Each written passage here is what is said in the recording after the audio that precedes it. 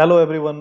मैं हूं जितेश और आज मैं आप लोगों के साथ शेयर करूंगा डिजिटल सिग्नेचर। बहुत समय से ये डिमांड आ रही थी कि एक डिजिटल सिग्नेचर के ऊपर लेक्चर बनाया जाए। तो डिजिटल सिग्नेचर के ऊपर मैंने लेक्चर प्रिपेयर किया हुआ है और इस लेक्चर को मैं 5 पार्ट्स में कंप्लीट करूंगा क्योंकि एक बहुत लंबा टॉपिक है जिसमें हम डिजिटल सिग्नेचर के बनने से लेके digital certificate, type of digital certificate, इसकी एप्लीकेशंस, एक कंप्लीट डिजिटल सिग्नेचर के बारे में जानकारी प्राप्त करेंगे। तो आज मैं अभी आपके साथ शेयर करूंगा कुछ एक बेसिक इंफॉर्मेशन जो मैं अपने पार्ट 1 में कवर कर रहा हूं। तो चलिए शुरू करते हैं।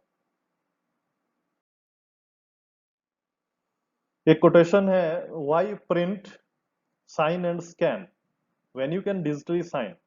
तो with the present scenario, we are exchanging most of our information through internet. We are doing our work with ease in this digital world.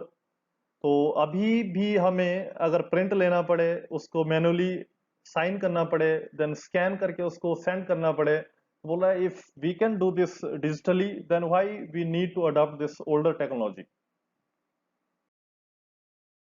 तो आज इस लेक्चर का जो एजेंडा रहेगा उसमें हम देखेंगे एक बेसिक कंसेप्ट, एक overview, then what is the need of digital signature, why it is required, and what is digital signature.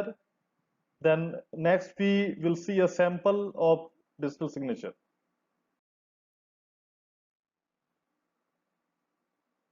Generally we all have seen handwritten signatures on official letters or messages or in other form of correspondences.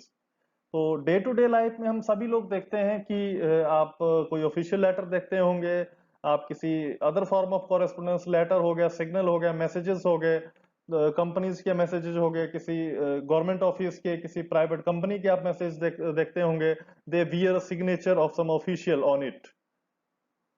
These signatures are normally used to bind signatory to the letter or the message. मकसद वही होता है कि उस signature का, कि उस letter को, उस इंफॉर्मेशन को ऑथेंटिकेट करें कि किस सिग्नेटरी ने इस लेटर को साइन किया हुआ है। तो बेसिकली एक हैंड रिटन सिग्नेचर का मकसद होता है कि उस सिग्नेटरी को उस लेटर के साथ बाइंड करना, कि एक ऑथेंटिकेट करना कि ये ऑथराइज्ड एक सिग्नेटरी है and that signatory has signed that letter. The authenticity of many legal, financial, and other documents is determined by the presence or absence of an authorized signature. जब हम कोई लेटर देखते हैं, अगर उसके ऊपर कोई सिग्नेचर नहीं है, कोई अगर suppose it is a legal document, कोई फाइनेंशियल आपके पास कोई डॉक्यूमेंट शेयर कर रहा है, तो आपके माइंड में ये विचार आता है कि इसमें सिग्नेचर नहीं है तो इट मे बी फेक। तो बोला सिग्नेचर, जो ऑथराइज्ड सिग्नेचर है, उसकी प्रेजेंस या एब्सेंस उस डॉक्यूमेंट की ऑथेंटिसिटी को डिसाइड करती है।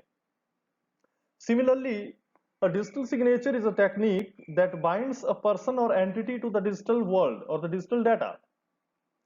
तो सिमिलरली जैसे हैंड रिटन सिग्नेचर एक लेटर जो है, हार्ड कॉपी में लेटर है, उसकी ऑथेंटिसिटी को डिसाइड करता है, तो in the like manner digital information के ऊपर अगर डिजिटल सिग्नेचर है तो एक टेक्निक है कि डिजिटल सिग्नेचर को हम इस्तेमाल करते हैं to authenticate the digital information in the digital world.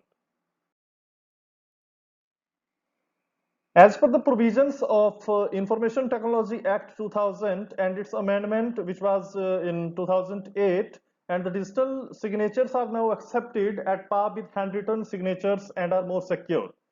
तो सूचना प्रौद्योगिकी जो अधिनियम आया 2000 में और उसकी जो अमेंडमेंट एक्ट 2008 में जो आया, तो डिजिटल सिग्नेचर को हैंड रिटन सिग्नेचर के बराबर इसको इंपॉर्टेंस दी गई। They are accepted at par with the handwritten signatures, और उसके बराबर ही नहीं माना गया, even they are more secure.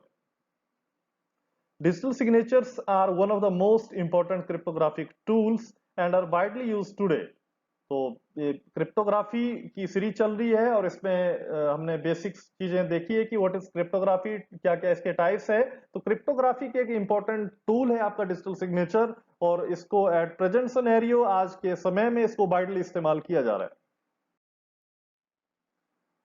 तो ये था एक ओवरव्यू कि क्या होता है digital signature, handwritten signature की इंपॉर्टेंस क्या है, and how it is now transformed in the digital world as a digital signature.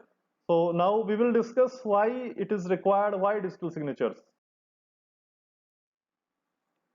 एक एग्जाम्पल से शुरू करते हैं. Suppose two parties are communicating. हम दो पार्टीज ले लेते हैं, party A and party B. Suppose party A को एक मैसेज सेंड करना है पार्टी बी के लिए. तो नॉर्मली पार्टी बी उस पार्टी ए से जो इंफॉर्मेशन रिसीव होगी या जो मैसेज रिसीव होगा उसको ऑथेंटिकेट करने के लिए उसके पास क्या प्रोसेस है. तो इससे पहले हमने देखा था कि हम मैक का इस्तेमाल करते हैं मैसेज ऑथेंटिकेशन कोड में. जब सिमेट्रिक की का इस्तेमाल किया जाता है मैसेज ऑथेंटिकेशन कोड में. अगर आपने मैक के बारे में जानकारी नहीं है तो इसके ऊपर एक सेपरेट वीडियो लेक्चर मैंने प्रिपेयर किया हुआ है. आप पहले उसको मैसेज ऑथेंटिकेशन कोड के बारे में जान लें. तो मैसेज ऑथेंटिकेशन में एक्चुअली होता क्या है कि सिमिलर की जो सिमेट्रिक की होती है सेंडर और रिसीवर के बीच में उसका इस्तेमाल किया जाता है to verify the authenticity, that is the origin of the message and the integrity of the message. तो पार्टी बी क्या करेगी, पार्टी ए से जो इंफॉर्मेशन आई होगी उसको मैक का इस्तेमाल करके जो है ऑथेंटिकेट कर देगी कि उसके सोर्स का पता करेगी कि whether this information is coming from the party A और नॉट. लेकिन सिचुएशन मान लो ऐसी है कि there is a trust issue between the sender and receiver. जो दो पार्टी का एग्जांपल हमने लिया उसमें दोनों सेंडर और रिसीवर के बीच में there is some trust issue. और ऐसी सिचुएशन है तो फिर क्या कुछ सिचुएशन इस तरह से वहां पे आ सकती है कि party A can deny that he has not send the message to party B. अगर मान लो कोई इंफॉर्मेशन बी को किसी ने इंफॉर्मेशन सेंड की हुई है पार्टी ए से, तो अगर कुछ प्रॉब्लम हुई तो ये डिनाई कर सकता है कि मैंने तो इंफॉर्मेशन सेंड की नहीं है. और सेकंड सिचुएशन ये भी हो सकती है कि पार्टी बी क्लेम करे कि उसको ऐसा कोई मैसेज पार्टी ए से रिसीव हुआ नहीं. और तीसरी सिचुएशन ये हो सकती है कि पार्टी बी के पास जो इंफॉर्मेशन पार्टी ए से आई उसने उस इंफॉर्मेशन को फॉर्ज कर दिया. और फॉर्ज करके जो अल्टर्ड जो मैसेज बनाया, जो मॉडिफाइड मैसेज बनाया, उसी को क्लेम कर दे कि मेरे पास तो यही इंफॉर्मेशन पार्टी ए से आई हुई है. तो इस तरह की सिचुएशन, इस तरह का सिनेरियो क्रिएट हो सकता है क्योंकि मैक के केस में आपका जो सिमेट्रिक की है, जो सेम की है, वो शेयर की जा रही है पार्टी ए और पार्टी बी के बीच में. There is no other third party, उसमें थर्ड पार्टी नहीं है. आपका डिस्प्यूट वहां पे हो सकता है क्योंकि पार्टी ए और पार्टी बी सिर्फ दो एंटिटीज है जो आपकी की को शेयर कर रही है. बी सेम की का इस्तेमाल करके मैसेज को फॉर्ज कर सकती है और बोल सकती है कि मैसेज तो पार्टी ए से आया हुआ है. या पार्टी ए मना कर सकती है कि मैंने ऐसा कुछ भेजा ही नहीं, या पार्टी बी ये मना कर सकती है कि मेरे को पार्टी ए से ऐसे कोई इंफॉर्मेशन रिसीव नहीं हुई है. तो this is the problem with the message authentication code. उससे हम ये 100% एंश्योर नहीं कर सकते थे कि उस मैसेज की इंटीग्रिटी या ऑथेंटिकेशन और the origin of that message.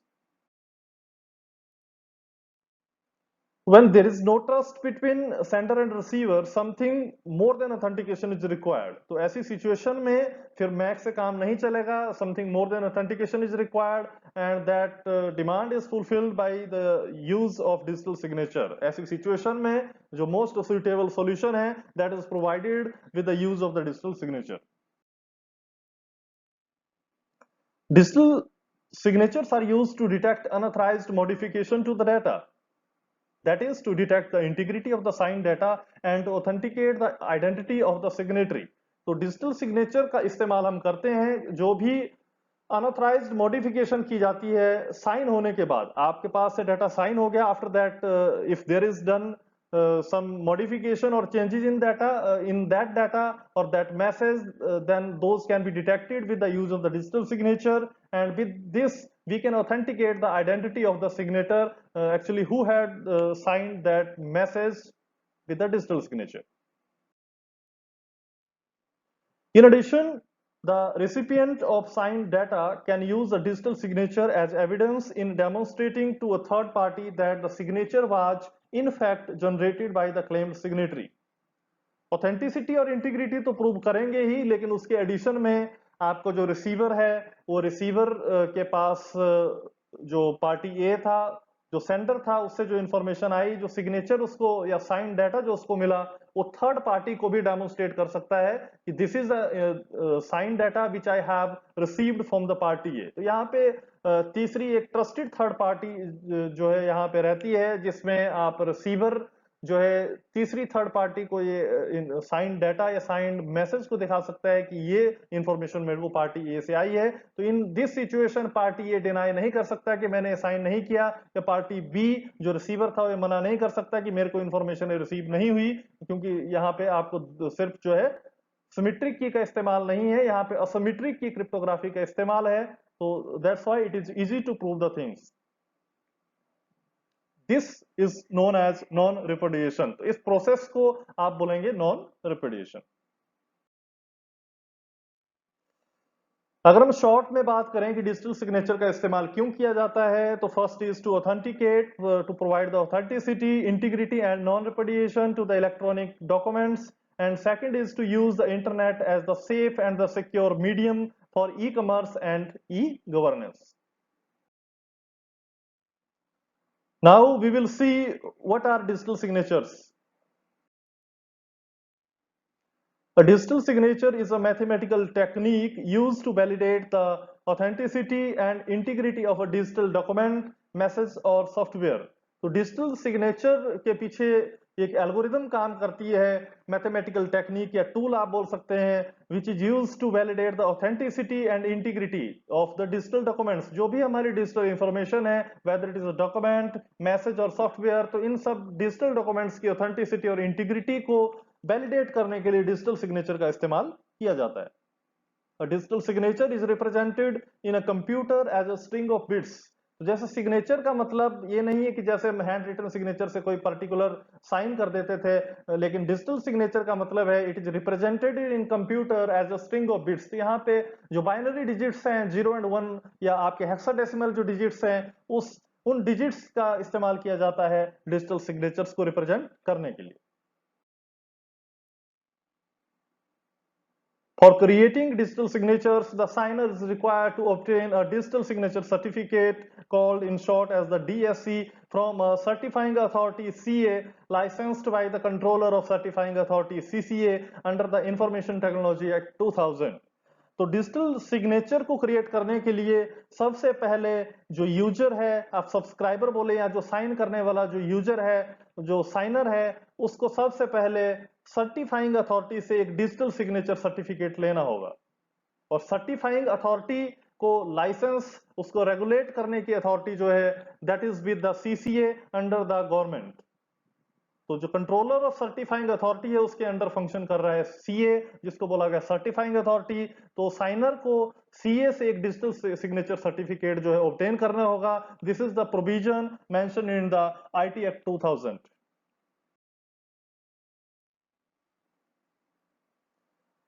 The private key used for creating the signature is stored in the cryptographic hardware token. तो सबसे अभी तक हमने देखा कि जो साइनर है उसने डिजिटल सिग्नेचर सर्टिफिकेट को ऑब्टेन कर लिया सर्टिफाइंग अथॉरिटी से। आफ्टर दैट बात आती है कीज की। तो इसमें पब्लिक और प्राइवेट की दो तरह की कीज का इस्तेमाल होता है, और जो प्राइवेट की होगी साइनर की, उसको क्रिएट करने के लिए cryptographic hardware token USB token का इस्तेमाल किया जाता है। And that token is also provided or purchased from the licensed CA.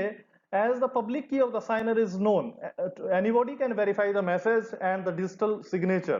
तो जैसे कि नाम से पता चल रहा है पब्लिक की, it is available with the public, it is available with the everyone. तो इसको कोई भी anyone can verify this message which is signed with the private की ऑफ दैट साइनर। जिसको प्राइवेट की से साइन किया जाता है इंफॉर्मेशन को, उसको उस साइनर की पब्लिक की से कोई भी जो है वेरीफाई कर सकता है। Digital signature of a person therefore varies from document to document, thus ensuring authenticity of each word of that document.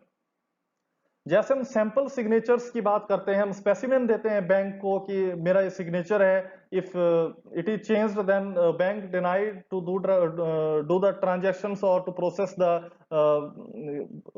Banking process which we need to accomplish. लेकिन डिजिटल सिग्नेचर के केस में ऐसा नहीं है, यहाँ पे कोई स्पेसिमेन सिग्नेचर्स नहीं है। आपका सिग्नेचर जो होगा डॉक्यूमेंट के कंटेंट के ऊपर डिपेंड कर रहा है, it is document content dependent. आपका ही सिग्नेचर एक डॉक्यूमेंट के ऊपर डिफरेंट होगा, आपका ही डिजिटल सिग्नेचर दूसरे डॉक्यूमेंट के ऊपर डिफर हो जाएगा, इसलिए ईच वर्ड जो डॉक्यूमेंट का है वो डिपेंड, उसके ऊपर आपका सिग्नेचर जो है डिपेंड कर रहा है। तो इसलिए डिजिटल सिग्नेचर एक आदमी का डिफरेंट डिजिटल डॉक्यूमेंट्स के ऊपर वेरी करेगा। Digital signatures use a standard called PKI, Public Key Infrastructure, to provide the highest level of security and universal acceptance. तो digital signatures एक standard को follow करते हैं जिसको हम बोलते हैं PKI, Public Key Infrastructures, जो आपको high level of security और universal acceptance आपके digital जो signatures है, they are also legalized under the IT Act. अभी देखते हैं सैंपल कि किस तरह से दिखता है digital signature. Let this be information, मैंने यहाँ पे लिखा आई एम जितेश, तो इसके नीचे जो आपको हेक्साडेसिमल डिजिट्स दिख रहे हैं, जो स्ट्रिंग ऑफ बिट्स दिख रही है, this is a signature, this is a signature on that document. अगर मेरा ये I am Jitesh is the information, if I am signing this document with the digital signature, then this is the sample of my digital signature. और मैं अगर मेरा जो second document है, if the information content in that document is like this, I am a resident of Himachal Pradesh, अगर मेरे document में इस तरह की इंफॉर्मेशन लिखी है, then my signature automatically will change with that document. और अगर information is like this, I love India, then my digital signature will look like this. तो दिस इज अ सैंपल कि इस तरह से आपके डिजिटल सिग्नेचर्स जो है, एक ही आदमी की डिजिटल सिग्नेचर्स, आपके डॉक्यूमेंट की जो इंफॉर्मेशन चेंज होगी तो आपके सिग्नेचर्स भी आपके जो है चेंज होंगे।